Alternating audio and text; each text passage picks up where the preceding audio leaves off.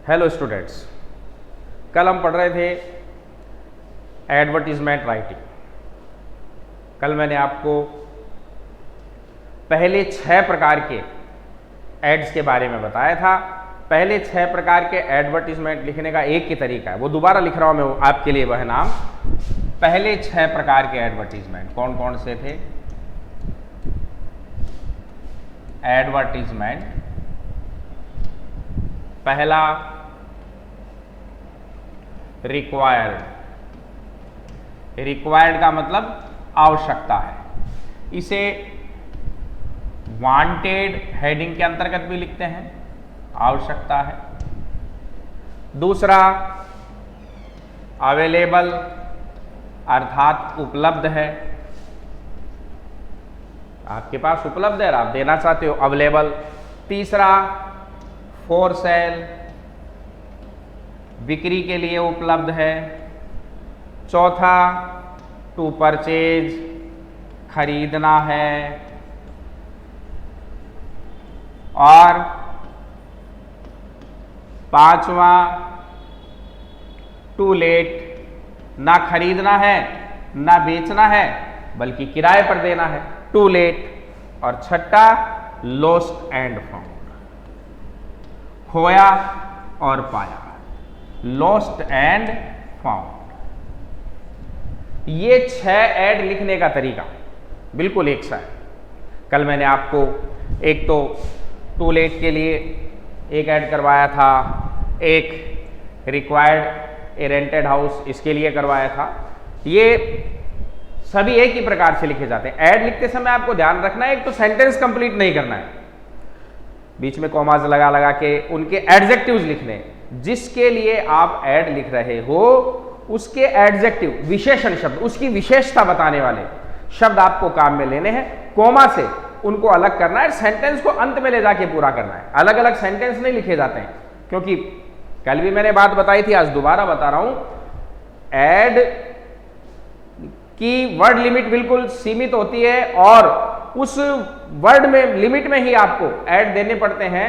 अधिक वर्ड्स होने पर अधिक पैसे लगते हैं। सभी ऐड न्यूज़पेपर आदि में दिए जाते हैं और इनकी एक निश्चित अमाउंट होती है। किसी ऐड के लिए 4000, किसी 5000, किसी के लिए 6000, और उसमें भी वो निश्चित शब्दों को लिखने की अनुमति देते हैं। अगर उससे ज्यादा शब्द होते हैं तो अतिरिक्त चार्ज लेते हैं। इसलिए आपको ध्यान देना है कि ऐड पूरा भी हो जाए, कम से कम शब्दों में हो। इसलिए व्यवस्थित शब्दों का प्रयोग करते हुए आपको ध्यान देना है कि कंप्लीट ऐड हो, कहीं गलती नहीं हो। और कल मैंने आपको बताया था कि इसमें एक तो प्रोनाउंस का प्रयोग नहीं करते हैं, I, we, you, he, she, it, they, इनका प्रयोग नहीं करना है। एक हेल्पिंग वर्ब, मॉडल्स आदि का प्रयोग यथासंभव नहीं करें, बहुत कम करें। बार बार फुल स्टॉप नहीं लगाना है, एक सेंटेंस को कंप्लीट करना है। और जिस चीज के लिए आप ऐड लिख रहे हो उसकी एडजेक्टिव यानी कि उसके विशेषण डालते हुए आपको ऐड लिखना है। तो आज हम एक और ऐड बनाते हैं। जैसे क्वेश्चन देखिए, you want to purchase a 3 BHK house in Jaipur. अर्थात आप जयपुर में एक 3 BHK का घर खरीदना चाहते हैं। अब ये घर भी आ सकता है और ये हाउस, और हाउस की जगह यहाँ पे फ्लैट भी दिया जा सकता है, 3 BHK फ्लैट, क्योंकि जयपुर मेट्रो सिटी है और यहाँ पर अब हाउस की जगह फ्लैट ही ज़्यादा अवेलेबल होते हैं। तो क्वेश्चन में हाउस के स्थान पर फ्लैट भी हो सकता है। तो a, you want to purchase a 3 BHK house और फ्लैट इन जयपुर। आप जयपुर में 3 BHK का मकान या फ्लैट खरीदना चाहते हैं। Write an advertisement for this purpose, for this purpose in about 50 words, लगभग 50 शब्दों में, in about 50 words to be published, to be published in a newspaper.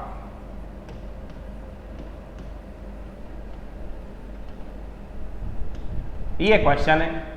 आप जयपुर में एक 3 BHK का फ्लैट खरीदना चाहते हैं, इस उद्देश्य के लिए एक ऐड लिख लिए, right an advertisement for this purpose. इस उद्देश्य के लिए एक ऐड लिखिए इन अबाउट 50 वर्ड्स, लगभग 50 शब्दों में, और ये शॉर्ट कंपोजिशन 50 शब्दों में लिखनी है आपको।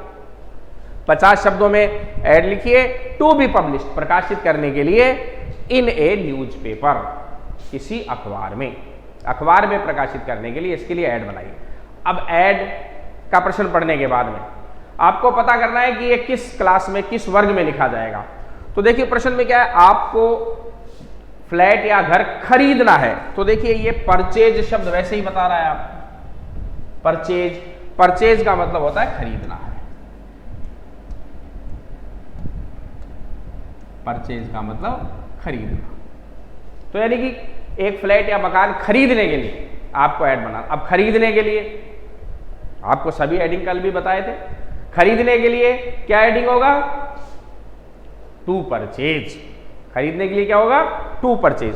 टू परचेज हेडिंग के अंतर्गत हम ये ऐड बनाएंगे, और किस प्रकार बनाएंगे देखिए। ये आंसर कॉपी में इस प्रकार हाशिया होता है बना हुआ, और उससे कुछ दूर, थोड़ी सी दूर से आपको ऐड के लिए ये बॉक्स बनाना है। बहुत ज़्यादा बड़ा नहीं करना है, क्योंकि ये ऐड ज़्यादा बड़े नहीं होते। फिर पहली लाइन को बंद कर देते हैं, और यहाँ पर इसका हेडिंग लिखते हैं, वो क्लास लिखते हैं जिसके अंतर्गत हमें ये ऐड लिखना है। तो टू परचेज 2 ही वर्ड्स हैं, कैपिटल लेटर में लिख सकते हैं, टू परचेज, टू परचेज, खरीदना है। अब देखिए फिर ऐसे ऐड बनाने का अपना एक तरीका है, और वो जो टिपिकल वे है वो आपको दिमाग में रखना अच्छी तरह। कल भी अच्छी तरह समझाया था, आप दोबारा समझिए। ये 1 से 6 तक ऐड जो अभी अभी मैंने बोर्ड पर लिखी, ये 6 ऐड एक ही प्रकार से लिखे जाते हैं। क्या कि जो आप यहां हेडिंग लगा रहे हो, आपका ऐड वहीं से शुरू होना चाहिए। बीच आपको किसी प्रोनाउन से ऐड शुरू नहीं करना है, I, we, you, he, she, it कुछ नहीं लगाना है। यहां जो हेडिंग लगा रहे हो, आपका ऐड वहीं से शुरू होना चाहिए। आपने हेडिंग क्या लगाया, टू परचेज, खरीदना है क्या, ए हाउस और ए फ्लैट। यहीं से आपका ऐड शुरू होना चाहिए। अब फ्लैट या हाउस शब्द लिखने से पहले आपको कैसा फ्लैट चाहिए इसके विशेषण लिख देते हैं। अब फ्लैट जैसे वेल फर्निश्ड होना चाहिए, 3 BHK दे रखा है इसके अंदर, ये तो आपको लिखना ही पड़ेगा, ये रिक्वायरमेंट तो क्वेश्चन में ही दे रखी है, तो 3 BHK तो हो ही गया। अब इसके अलावा जैसे इन गुड कंडीशन, अच्छी हालत में होना चाहिए। और फिर जैसे आप फ्लैट की बात करते हो, तो फ्लैट किसी मल्टी हिस्टोरिकल बिल्डिंग में होते हैं, तो आपको जैसे ग्राउंड फ्लोर का चाहिए, फर्स्ट फ्लोर का चाहिए, सेकंड फ्लोर का, जो आपकी प्रीफरेंस है वो लिखते हैं। तो जनरली ग्राउंड फ्लोर के लिए लिखते हैं, नीचे वाली मंजिल के लिए। तो ग्राउंड फ्लोर का फ्लैट चाहिए, गुड कंडीशन में हो, 3 BHK हो, है ना। उसके अलावा और कोई फैसिलिटी, जैसे उसमें पोर्टिको होना चाहिए या कार पार्किंग फैसिलिटी होनी चाहिए। अब कार पार्किंग फैसिलिटी भी रोड साइड, सड़क की तरफ हो, घूम फिर के कार पार्किंग वगैरह आपको नहीं चाहिए। तो ऐसे जो आपको आवश्यकता है उन बातों को जोड़ते हुए ऐसा फ्लैट चाहिए, खरीदना है, ऐसा फ्लैट खरीदना है। अब कहां खरीदना है, जयपुर में।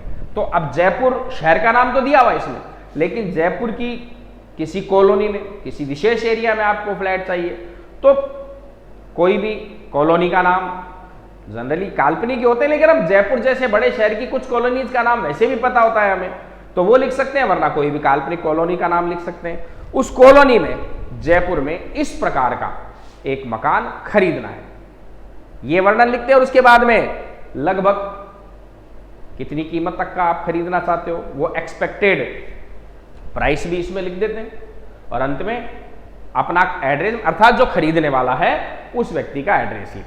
ठीक है, अब देखिए ऐड टू परचेज, खरीदना है, क्या खरीदना है? ए फ्लैट। तो कैसा फ्लैट? ए ग्राउंड फ्लोर, ए ग्राउंड फ्लोर। अब कॉमा, हर एक एडजेक्टिव के बाद में कॉमा लगानी है आप, और स्पष्ट कॉमा लगानी है, अलग अलग दिखना चाहिए। ए ग्राउंड फ्लोर है ना, 3 BHK, 3 BHK, कल भी बताया था इसका मतलब 3 BHK, BHK, B for bedrooms, H for hall, K for kitchen, 3 bedroom 1 hall 1 kitchen का एक फ्लैट। तो a ground floor 3 BHK flat, 3 BHK flat in comma, a ground floor 3 BHK flat in good condition, अच्छी स्थिति में, टूट फूट नहीं हो, in good condition,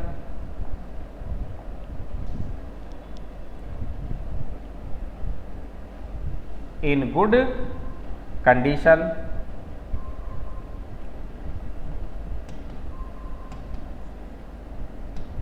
in good condition with, अब कोई अलग से आपको इसमें सुविधा चाहिए तो वो लिख देते हैं with portico and car parking facility, car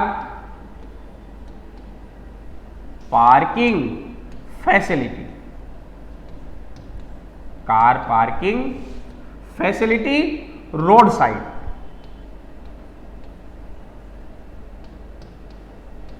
car parking facility road side,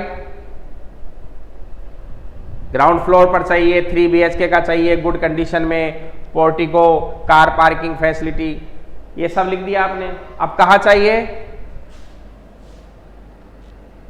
road side, is required to purchase, खरीदना के लिए आवश्यक है, is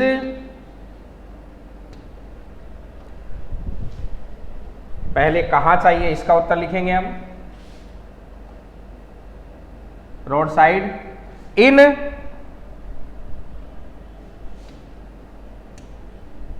Malviya Nagar Jaipur, M capital, Malviya Nagar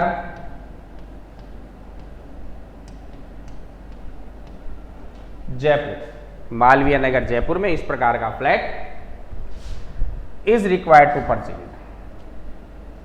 is required to purchase, खरीदने के लिए आवश्यक है। अब ये एक मकान का कंप्लीट वर्णन, आपने पूरा डिस्क्रिप्शन दिया है, ग्राउंड फ्लोर पर होना चाहिए, 3 BHK का होना चाहिए, गुड कंडीशन में, पोर्टिको के साथ होना चाहिए, कार पार्किंग फैसिलिटी होनी चाहिए रोड साइड, मालवीय नगर जयपुर में चाहिए, इज रिक्वायर्ड टू परचेज, खरीदने के लिए आवश्यक है, फुल स्टॉप। आप जिसके पास ये फ्लैट है ऐसा कोई, तो वो कहाँ संपर्क करे, इसके लिए कॉन्टैक्ट,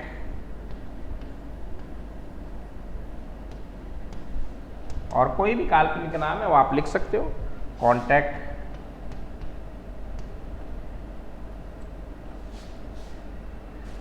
अजय सिन्हा, फिर 130 मालवीय नगर 130। और मालवीय नगर में तो आपको फ्लैट चाहिए, तो जयपुर का कोई भी एड्रेस दे दो। 130 वैशाली नगर जयपुर कर दिया आपने, मान लो वैशाली नगर जयपुर। Full stop. अब कॉन्टैक्ट नंबर 09414123456। इस तरह से रिक्त स्थान छोड़ने और पूरे बॉक्स को बंद कर देना।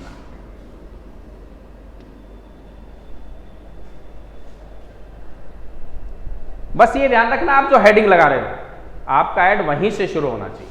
ऐसा नहीं कि आप फ्लैट या किसी चीज के बारे में लिख रहे हो और आप उसमें IVU ऐड लगा के लिखते हो, मेरे पास ये चीज है, I have a flat want to sell it. ऐसा सेंटेंस नहीं बनाने, आप खरीदना है। अब इसका उत्तर क्या क्या खरीदना है? एक फ्लैट इस कंडीशन में, इस कॉलोनी में खरीदना है। कॉन्टैक्ट, इससे कॉन्टैक्ट करें। ऐसा फ्लैट इस कॉलोनी में इस फैसिलिटी के साथ खरीदना है, इस व्यक्ति से कांटेक्ट करें। बस यही ऐड बनता है। व्यर्थ के शब्द लिखकर या व्यर्थ की बातें लिखकर ऐड को खराब नहीं करते हैं। व्यवस्थित रूप से आप जब लिखते हो तो हर चीज चेक की जाती है, प्रत्येक चीज के आपको नंबर मिलते हैं। ठीक है। और देखिए आप, जैसे अगला ऐड कि you are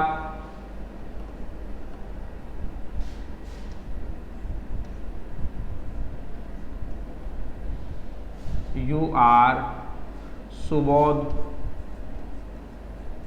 from जोधपुर।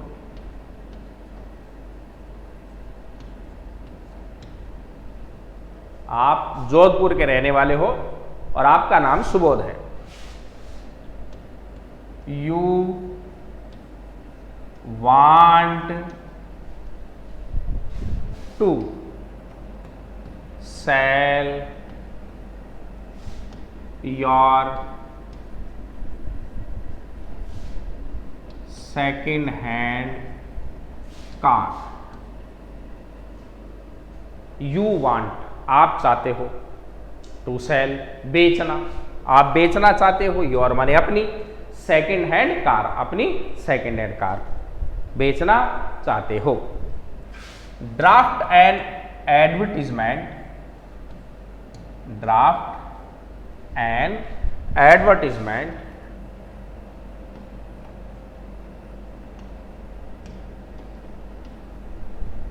एक ऐड तैयार कीजिए, टू बी पब्लिश्ड,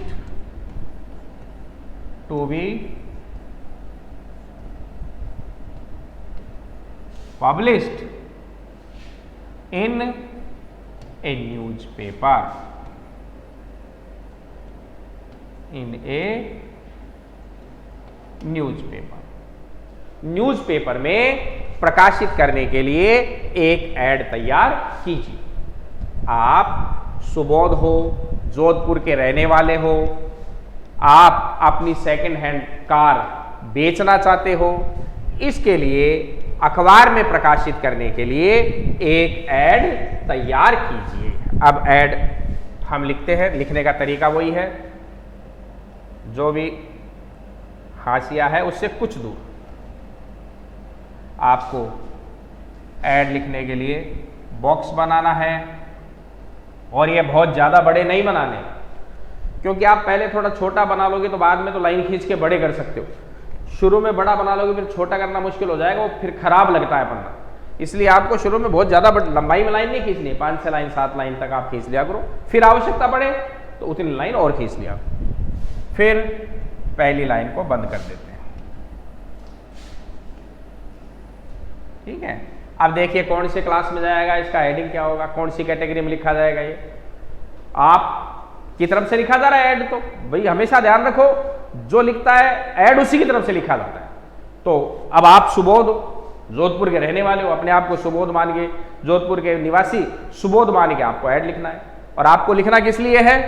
अपनी सेकंड हैंड कार बेचने के लिए, कार बेचने के लिए ऐड बनाना है। तो किस में जाएगा ये? For sale. किस में चला जाएगा? For sale. क्योंकि दो ही वर्ड लिखने हैं आपको, दोनों कैपिटल में लिख दो, फॉर सेल। सेल की स्पेलिंग थोड़ा ध्यान दो आप, गलती नहीं हो जाए। SALE, सेल माने बिक्री, नाउन है ये। और दूसरा शब्द होता है SELL, सेल। सेल माने बेचना, वो वर्ब है। SALE, सेल, सेल माने बिक्री, ये शब्द नाउन है, संज्ञा। और दूसरा शब्द होता है SELL, सेल, सेल माने बेचना, वो वर्ब है।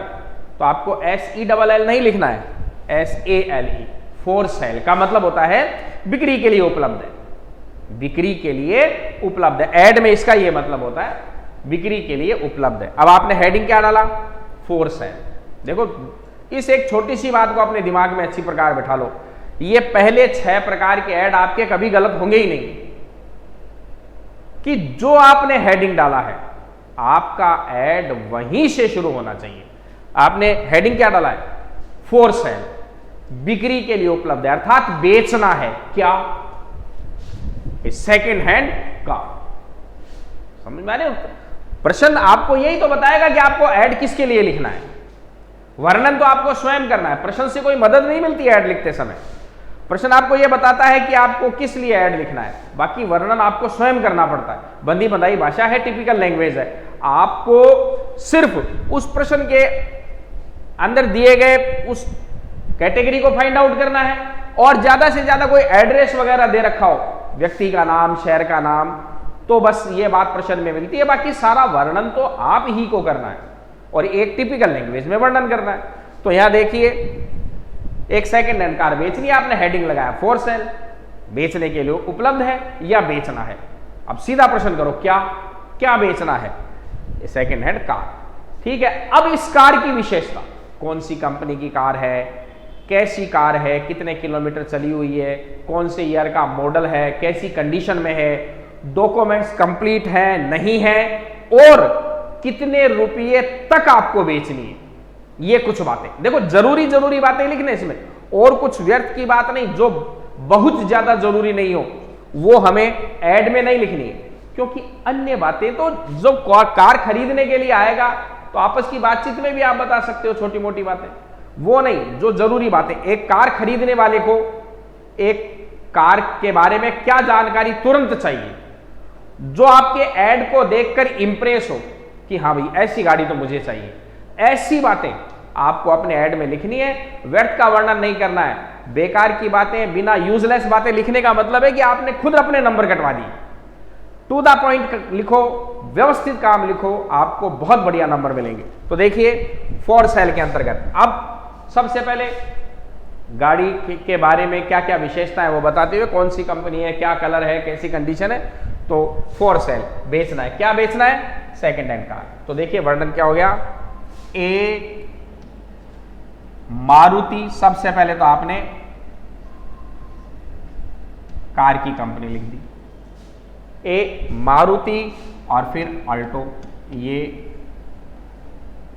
स्पेसिफाई कर दिया इसको, ए मारुति अल्टो कार। ठीक है, फिर इन गुड कंडीशन, अच्छी हालत में, इन गुड कंडीशन।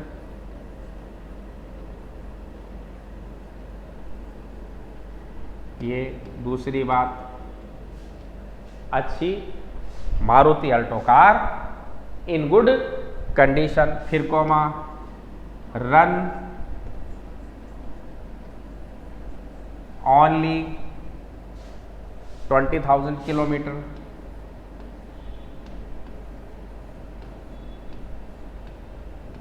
केवल 2000 किलोमीटर चली हुई। फिर कलर वाली बता दो, ब्लू कलर्ड, ब्लू कलर्ड, नीले रंग की, अच्छी हालत में, केवल 2000 चली हुई।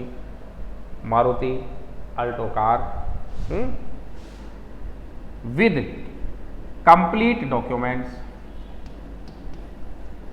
विद कंप्लीट डॉक्यूमेंट्स इज, अब इस वाक्य को पूरा करो, is available for sale, is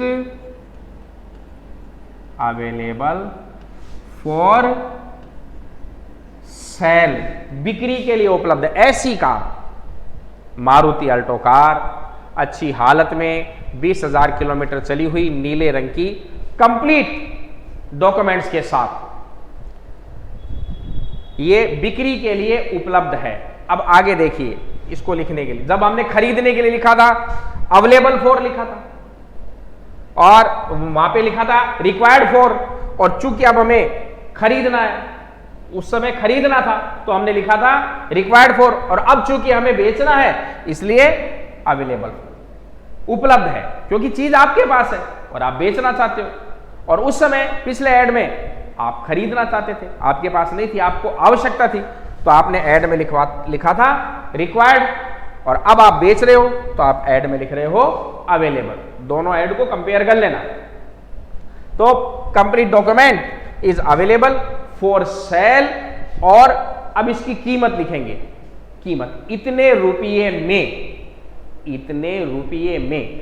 तो यदि हम कीमत लिखते हैं प्राइस आदि, तो मे की अंग्रेजी होती है फॉर, इन मत लिख देना, कीमत के पहले प्रीपोजिशन लगता है फॉर, इतने रुपये में। जैसे मैंने यह पेन 10 रुपये में खरीदा, मैंने यह पेन 10 रुपये में खरीदा, अंग्रेजी क्या बनी? I bought this pen for 10 rupees, I bought this pen for 10 rupees, 10 रुपये में, कीमत के पहले प्रीपोजिशन लगाना है। तो available for sale for 1,50,000, for rupees का आप चिन्ह लगा सकते हो, और प्रतीक कल भी बताया था आपको, बीच में काम आए थे प्रतीक हमारे। फॉर रुपीज, ये प्रतीक है, फॉर रुपीज 1,50,000, फॉर रुपीज 50,000 और नेगोशिएबल, नेगोशिएबल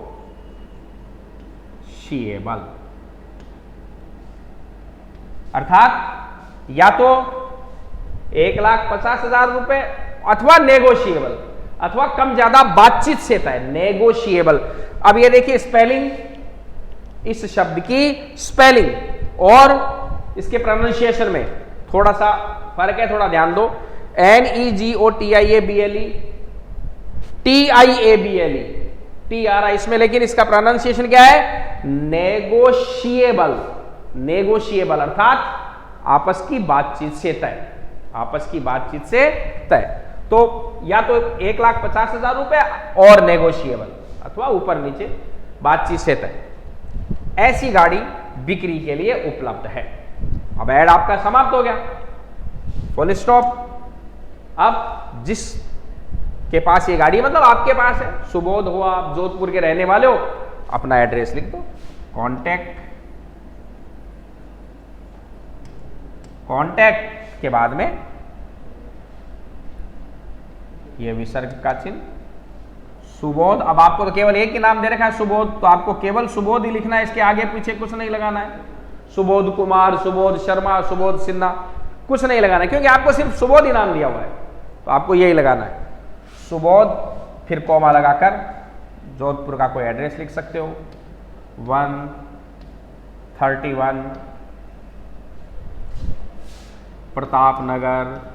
ये सब काल्पनिक नाम लिख रहा हूं मैं, और आप भी इस प्रकार काल्पनिक नाम लिख सकते हैं, प्रताप नगर जोधपुर।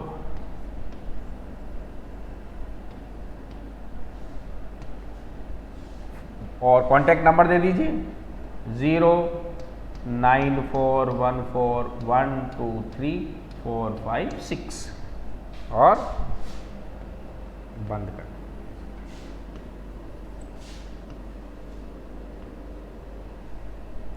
ये फोर्स है। तो आप देख रहे हो बराबर ऐसे ऐड लिखने का एक ही तरीका चल रहा है, जो आपने हेडिंग डाला है उस हेडिंग से ही आपको अपना ऐड शुरू करना है। जैसे यहां पे फॉर सेल ऐड डाला तो फॉर सेल खरीदना है, क्या खरीदना है, ऐसी कार बेचना है, क्या बेचना है, फॉर सेल बेचना है, क्या बेचना है, ए मारुति अल्टो कार, एक मारुति अल्टो कार। पिछले ऐड में था खरीदना है, क्या खरीदना है, एक फ्लैट। कैसा फ्लैट चाहिए उसकी विशेषता लिखे और ए फ्लैट लिख दिया। यहां पे आपको बेचना है, क्या बेचना है, एक कार, कैसी कार है उसकी विशेषता लिखी और अपना कॉन्टैक्ट नंबर लिख दिया। इस प्रकार पहले 6 ऐड इसी प्रकार बनाए जाते हैं, ठीक है ना। अब देखिए बिल्कुल अंत में आ गए हम इन ऐड के।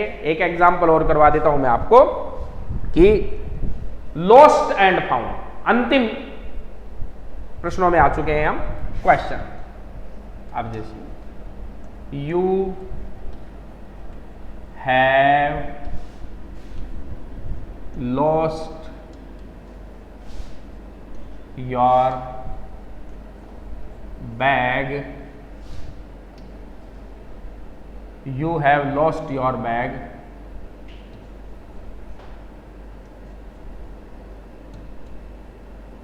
containing your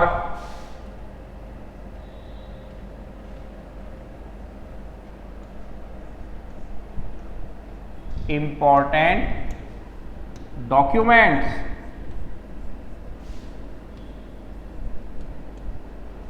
and some cash somewhere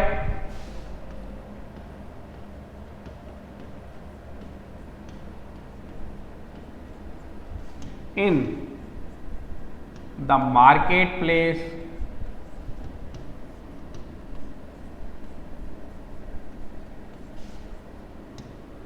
in Ajmer, somewhere in the marketplace in Ajmer, Ajmer के किसी बाजार में आपने अपना बैग खो दिया है।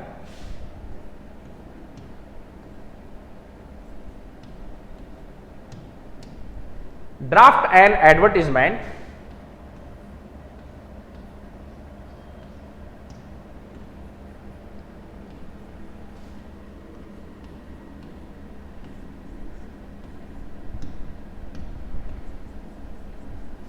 requesting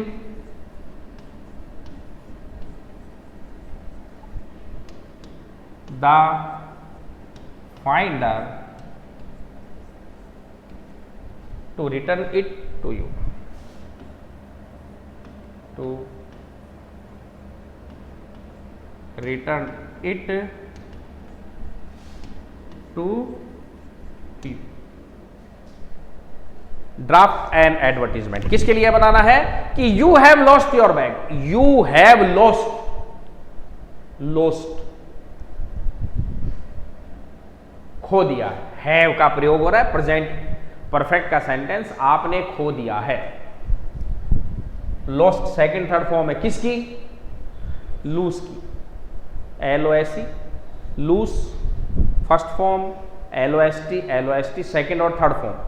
you have lost your bag, आपने अपना बैग खो दिया है, containing your important documents and some cash, जिसमें आपके कुछ महत्वपूर्ण कागजात थे, important documents and some cash, और कुछ नगद रुपए थे, वह बैग आपने खो दिया है समवेयर, समवेयर माने कहीं, कहीं खो दिया है, इन द मार्केट प्लेस, बाजार में, इन अजमेर, अजमेर में बाजार में आपने कहीं अपना ऐसा बैग खो दिया है।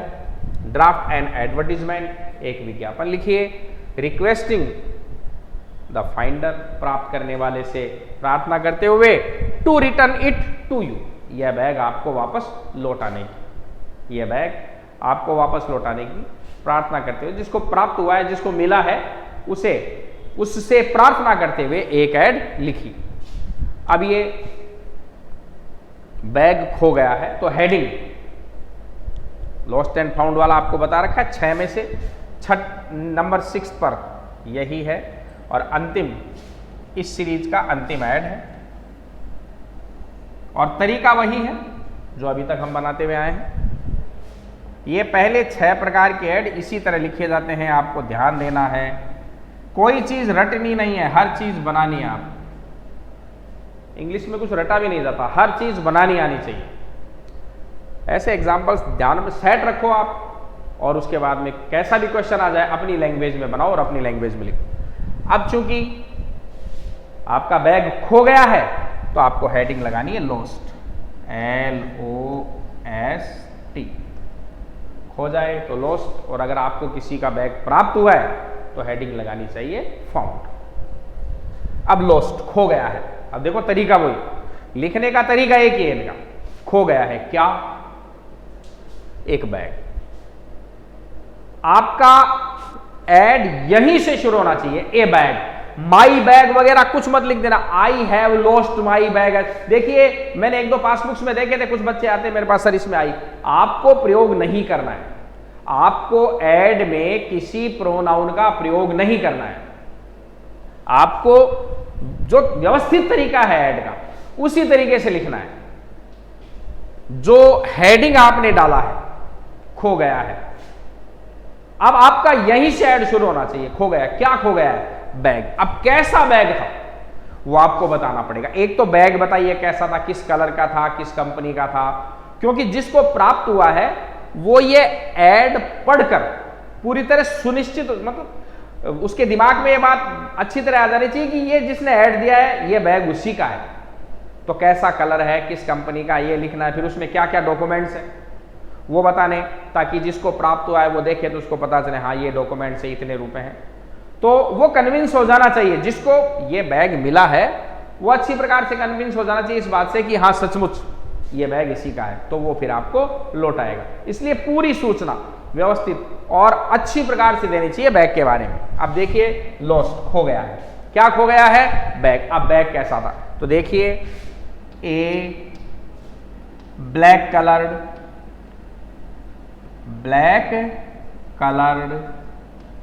काले रंग का, ठीक है।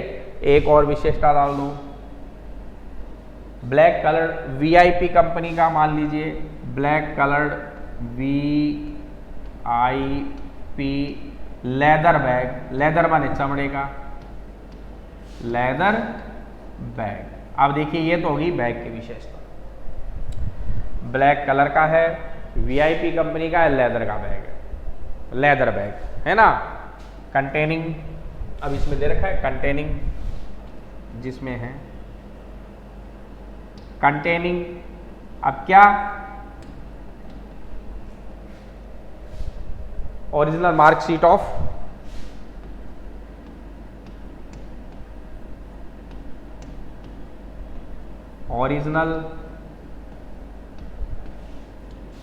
मार्कशीट्स ऑफ क्लास 8th और 10th, इसी की लिख सकते हो क्योंकि सीनियर में तो अब आप हो। तो original marksheets of class 8th and 10th।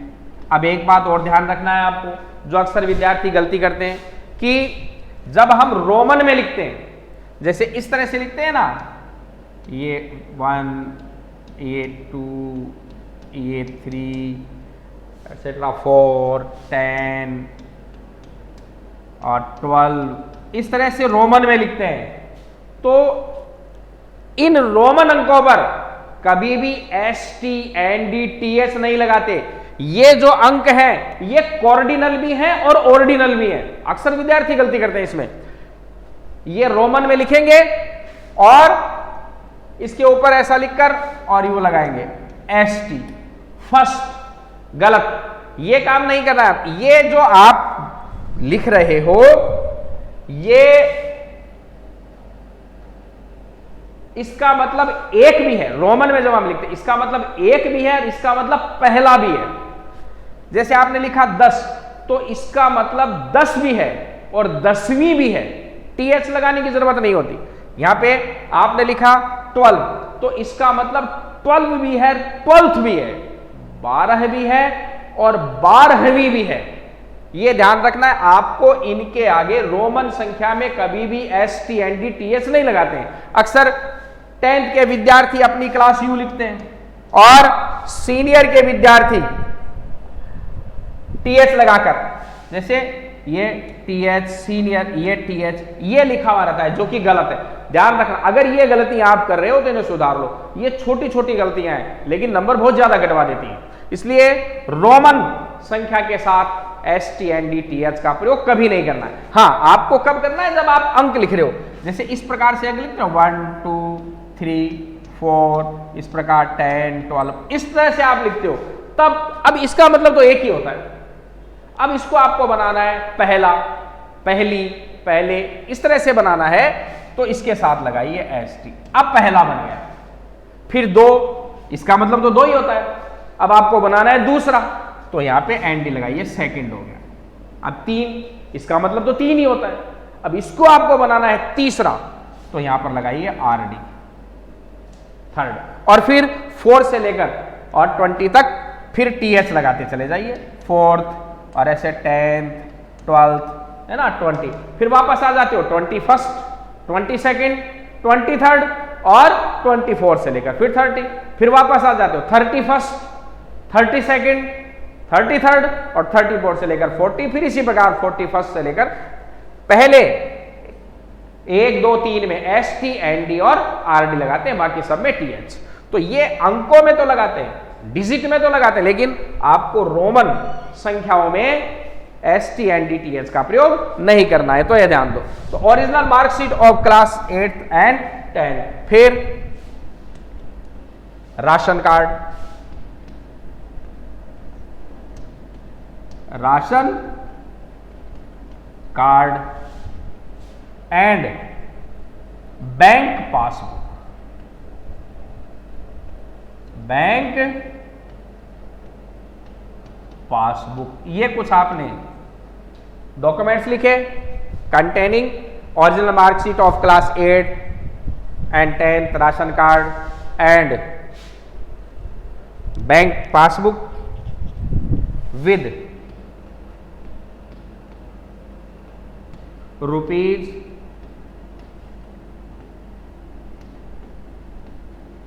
500 cash.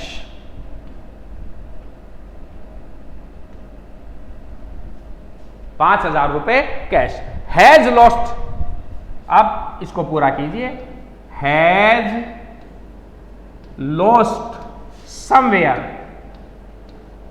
Has lost somewhere in the market place, in the market place in Ajmer।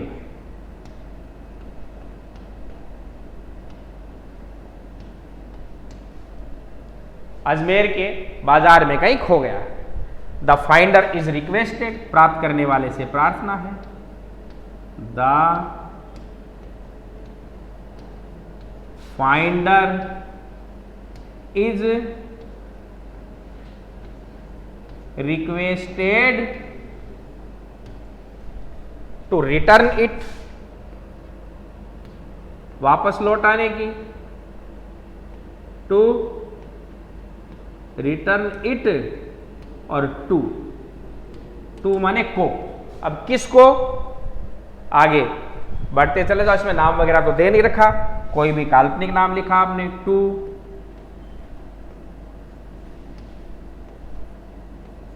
Mahesh Saini, कोई भी काल्पनिक नाम है, कॉमा 134 आदर्श नगर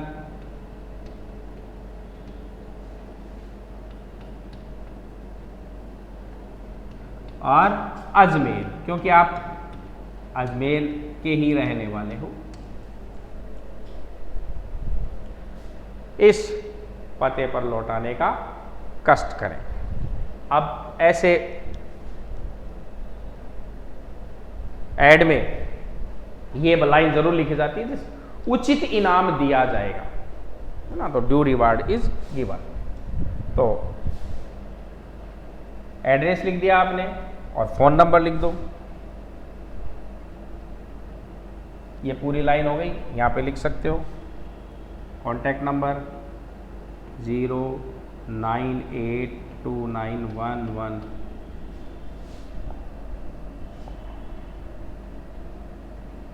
ये रिक्त स्थान बनाने हैं आपको,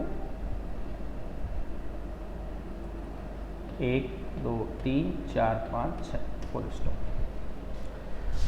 due reward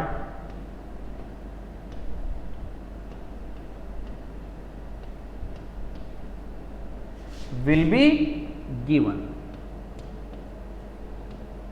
will be given, उचित इनाम दिया जाएगा। और इसके बाद में इसको बंद कर देते हैं।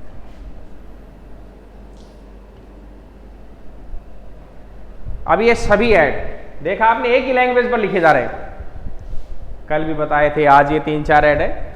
जो हेडिंग आप डालते हो आपका ऐड वहीं से शुरू होना चाहिए, ये ध्यान रखना है आपको।